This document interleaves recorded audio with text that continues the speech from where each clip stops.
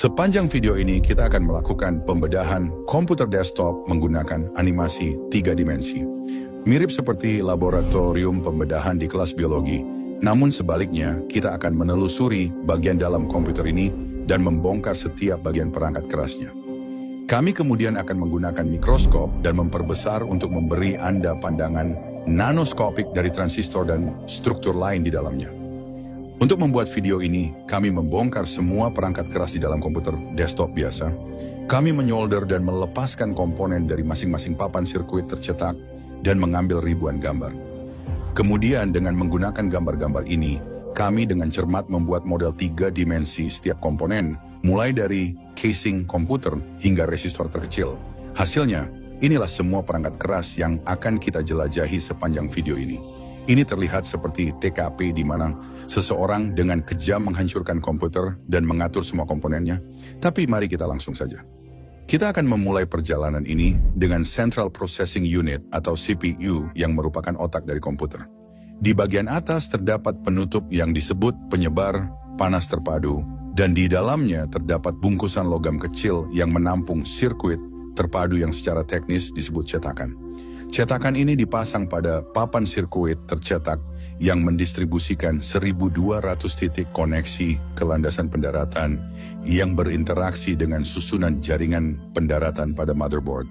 Sirkuit terpadu di dalamnya memiliki beberapa bagian berbeda, tetapi mungkin yang paling dikenal adalah 10 inti tempat program dan instruksi dijalankan.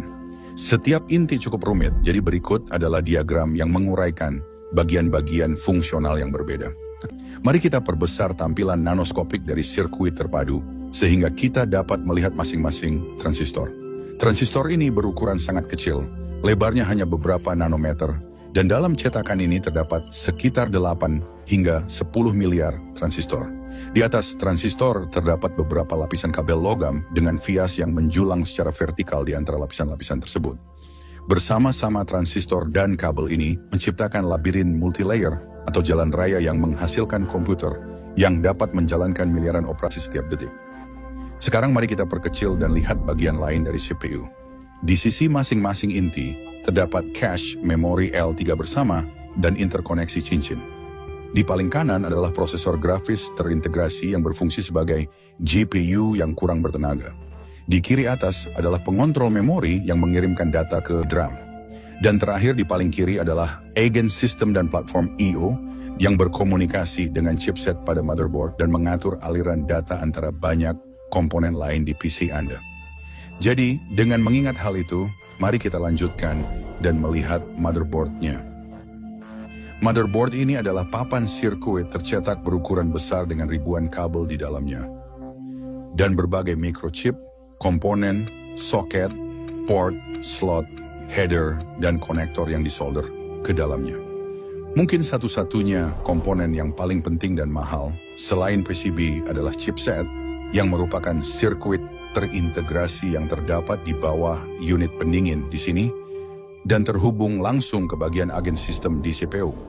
Sekadar catatan singkat, perangkat keras komputer telah berkembang pesat selama 65 tahun terakhir dan terus berkembang.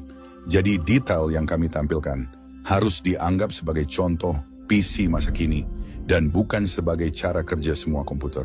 Mari kita lanjutkan dan lewati banyak soket dan konektor berbeda di seluruh motherboard dan fokus pada modul pengatur tegangan atau VRM yang terdapat di dekat CPU.